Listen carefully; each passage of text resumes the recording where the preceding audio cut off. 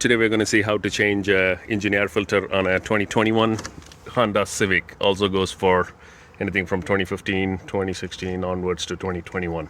First, pop the hood. Open the hatch this way. Secure the hood. Alright, what you're looking at here is the engine bay and the air filter is right here. No tools needed. All you have to do is pop this open,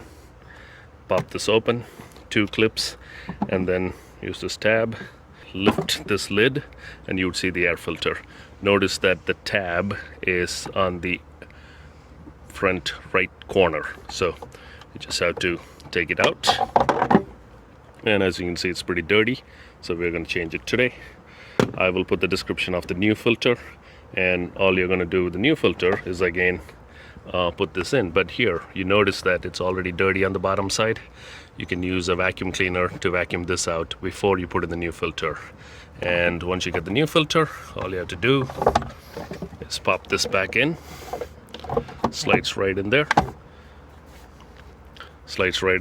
and the lid goes back on. Secure it tightly and then put the clip back on, and you're good to go. And that would save you a ton of money, $50-$100 if the dealer does this, but you can do it yourself, and I'll put the link on the description.